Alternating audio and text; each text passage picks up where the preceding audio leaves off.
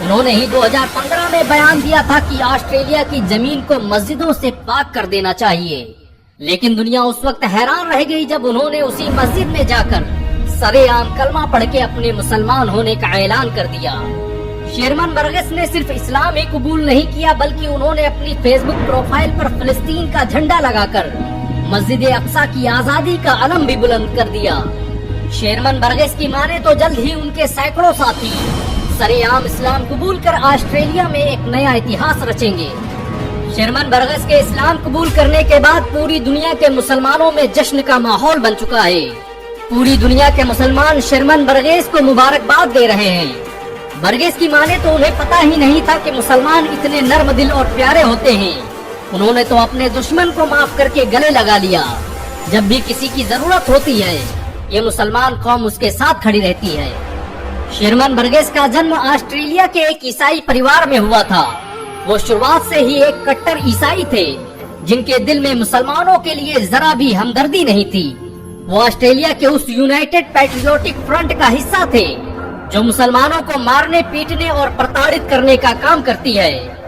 شیرمن Briggs نے Australian defence league نام کے اس گینگ کے ساتھ بھی کام کیا جس نے سینکڑوں اور ہزاروں مسلمانوں کو کہاں غائب کر دیا آج تک پتہ بھی نہیں چلا، لیکن آج وہ آسٹریلیا میں بیچ چوراہے پر کھڑے ہو کر انہی کے خلاف جنگ لڑ رہے ہیں۔ شیرمن برگس کے اسلام قبول کرنے کی گھٹنا نے پورے آسٹریلیا میں کوہرام مچا دیا ہے۔ شیرمن برگس کا اسلام قبول کرنا پوری دنیا کے لیے کتنی بڑی گھٹنا ہے اس کا اندازہ اسی بات سے لگایا جا سکتا ہے کہ انہوں نے انترراشٹری استر پر مسلمانوں کے خلاف بہت سے گانے بھی لکھے۔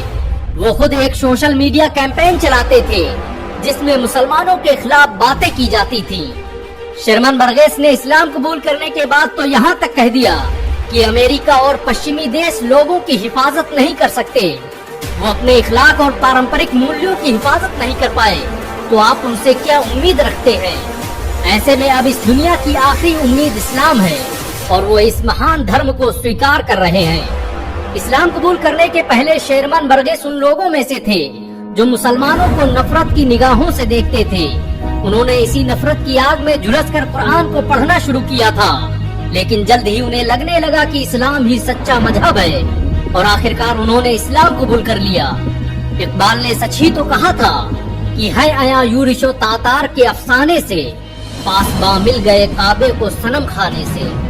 شیرمن برگس آسٹریلیا میں اسلام قبول کرنے والے پہلے ویکتی نہیں ہیں، بلکہ آسٹریلیا میں اسلام آج سب سے تیزی سے پھیلنے والا دھرم بن چکا ہے۔